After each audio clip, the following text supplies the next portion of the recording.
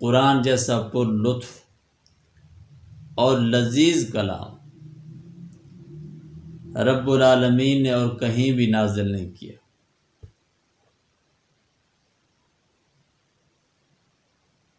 کلام اور بھی ہیں، کتابیں اور بھی ہیں، ہر کلام کا، ہر کتاب کا اپنا ایک مقام ہے، اثر ہے، لیکن دلوں میں اترنے والا کلام صرف اور صرف قرآن کریم ہے۔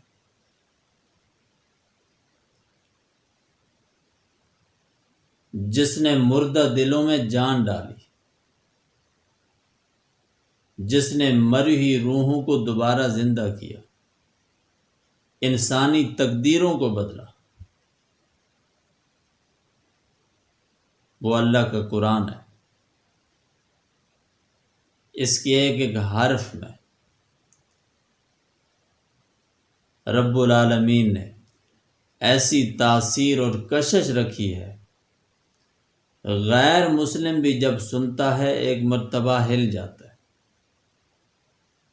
اس نے اپنوں کے دل بھی جیتے ہیں، غیروں کے دل بھی جیتے ہیں۔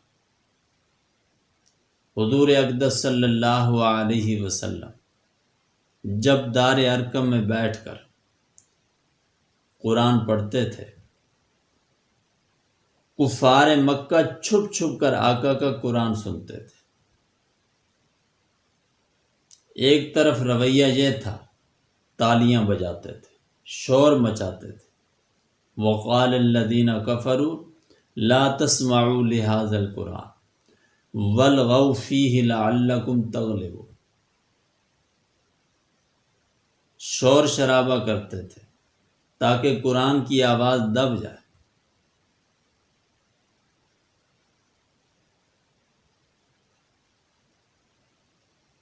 لیکن دوسری طرف چھپ چھپ کر سنتے تھے، بالخصوص سربراہ مکہ ابو جہل، جو سب کا سربراہ اور قائد تھا، جو اسلام مخالف مہمات میں پیش رہتا تھا،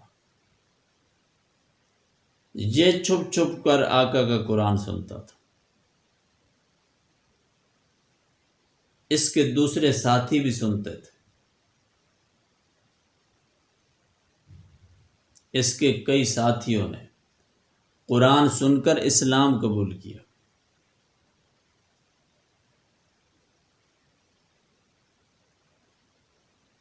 فاروق اعظم رضی اللہ تعالی عنہ ابو جہل کے خاص آدمی تھے،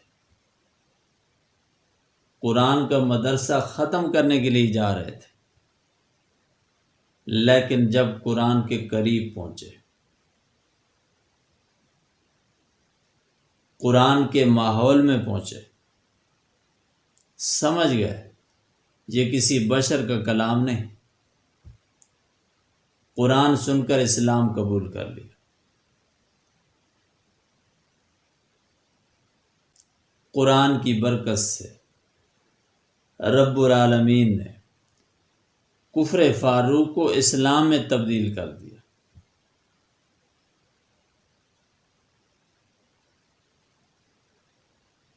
وہاں پہنچایا جہاں ہر کوئی نہیں پہنچ سکتا۔ اسی طرح حضرت طفیل دوسی رضی اللہ تعالی عنہ نے بھی قرآن سن کر اسلام قبول کیا۔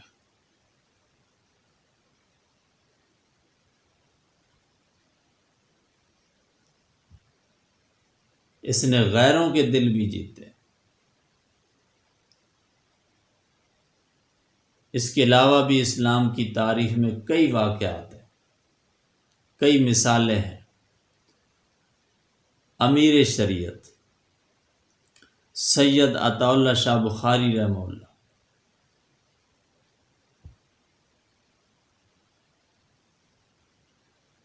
قرآن بہت خوبصورت پڑھتے تھے۔ آپ کے بارے میں آتا ہے، آپ کا قرآن سننے کے لیے دور دراز سے ہندو اور سکھ آتے تھے۔ کئی ہندوؤں نے، کئی سکھوں نے شاہ صاحب کا قرآن سن کر اسلام قبول کیا۔ آج ہمارا قرآن مسلمان نہیں سنتے، ان کا قرآن سننے کے لیے غیر مسلم آتے تھے۔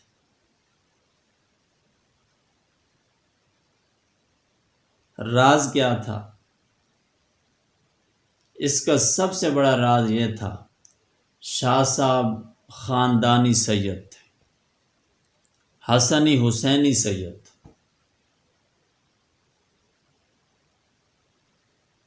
آپ خاندان رسول صلی اللہ علیہ وسلم کی تاریخ اٹھا سکتے ہیں۔ سید قرآن خوبصورت پڑھتا ہے، بشرطے کہ سید سید ہو۔ ویسے تو بے شمار سید پھر رہے، سادات سے دنیا بھری پڑی ہے۔ میں حقیقی سید کی بات کر رہا ہوں۔ حقیقی سید قرآن خوبصورت پڑھے گا، خود بھی خوبصورت ہوگا۔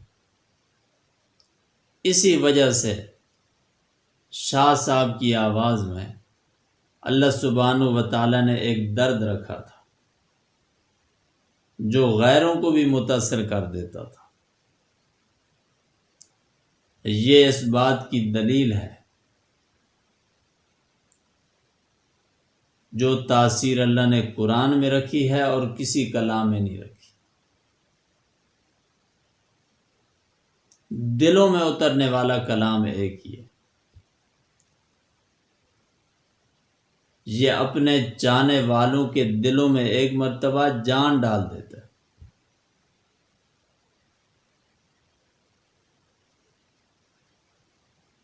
بشرطے کہ پورے ذوق سے پڑھا جائے۔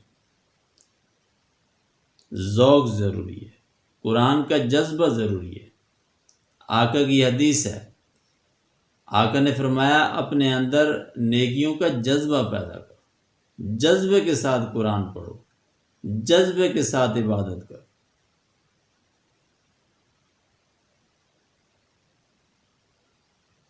جب ہمارے اندر جنون ہوگا، ضرور قرآن اپنا اثر دکھائے گا۔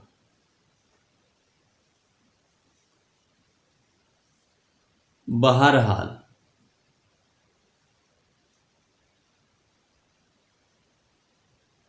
بات ہماری چل رہی ہے عظمت قرآن۔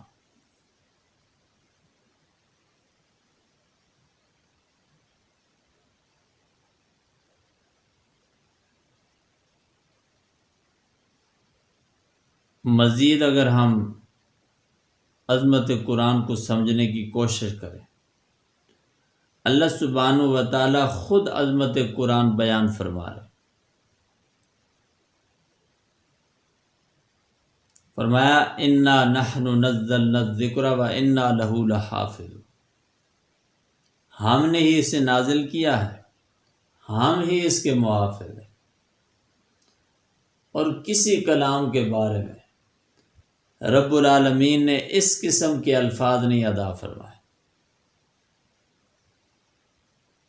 کسی کتاب کے بارے میں اس قسم کا اعلان نہیں فرمایا۔ اسی وجہ سے دوسری کتابوں میں رد و بدل آ چکا ہے، تبدیلی آ چکی ہے۔ تورات تبدیل ہو چکی ہے، انجیل تبدیل ہو چکی ہے، زبور تبدیل ہو چکی ہے۔ ہر دور والوں نے تورات کو اپنی مرضی کے مطابق ترتیب دی ہے۔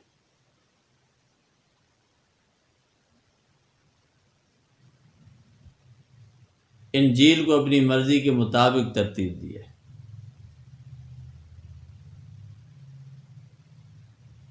اسی طرح تاریخ کو بھی ہر دور والوں نے تبدیل کیا۔ تاریخ کا بھی ایک مقام ہے، تاریخی حقائق حق ہے، لیکن اس میں رد و بدل کی گنجائش موجود ہے۔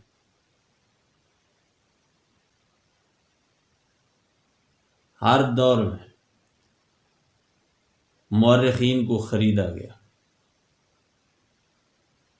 خریدنے والوں نے اپنی مرضی کے مطابق تاریخ لکھوائی، تاریخی حقائق چھپا دیے گئے۔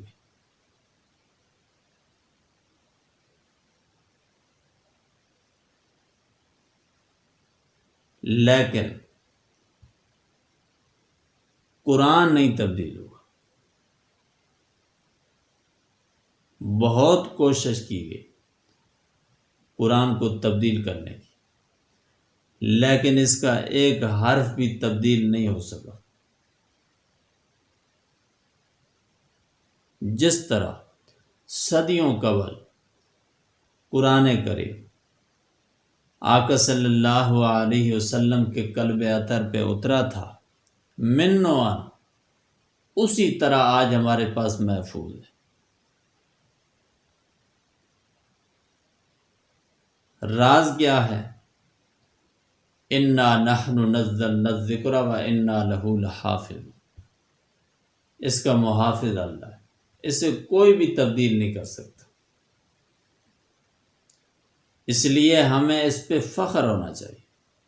آقا کی حدیث ہے، میری امت کا فخر قرآن کریم ہے، لیکن آج امت قرآن پہ فخر کرنے کے لیے تیار نہیں۔ امت چھوٹے چھوٹے کتابچوں پہ فخر کرتی ہے۔ معاذ اللہ آج کا مسلمان قرآن کے مقابلے میں انگلش پڑھ رہا ہے۔ جہاں بسم اللہ پڑھنی ہوتی ہے وہاں ہم انگلش بولنے کی کوشش کرتے ہیں۔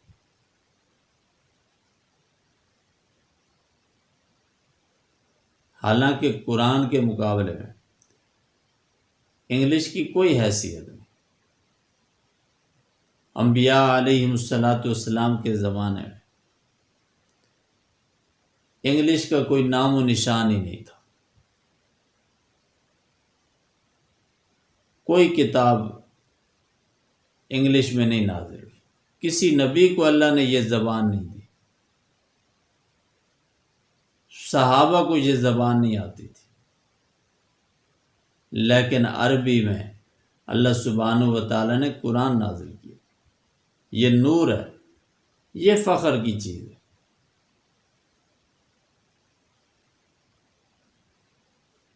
دنیاوی تعلیم، دنیاوی علوم ہماری ضرورت ہے، ہمارے لیے نفع مند ہے، بہتر ہے، لیکن بالاتفاق جو علم ہماری انگلی سے پکڑ کر ہمیں اللہ کے دروازے تک پہنچا رہا ہے،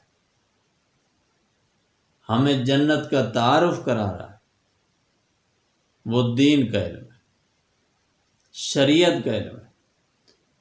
انبیاء علیہم الصلاۃ والسلام نے یہی علم پڑھایا۔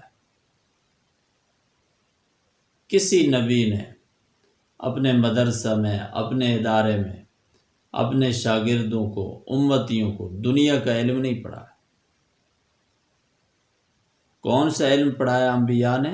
شریعت کا علم، توحید کا علم، جو آج مدارس میں پڑھایا جا رہا ہے۔ آج ہم تو مدارس پہ فتوے لگاتے ہیں، فتوے نہیں لگانے، مدارس کی اہمیت کو سمجھنا ہے، برکات کو سمجھنا ہے۔ مدارس اللہ کا انعام ہے۔ دنیاوی اداروں میں دنیاوی علوم پڑھائے جا رہے ہیں، مدارس دینیہ میں دینی علوم پڑھائے جا رہے ہیں، روحانی علوم پڑھائے جا رہے ہیں۔ پھر پاکستان پہ اللہ سبحانہ و تعالیٰ کا خصوصی انعام ہے۔ سب سے زیادہ جو مدارس ہیں وہ پاکستان میں ہیں۔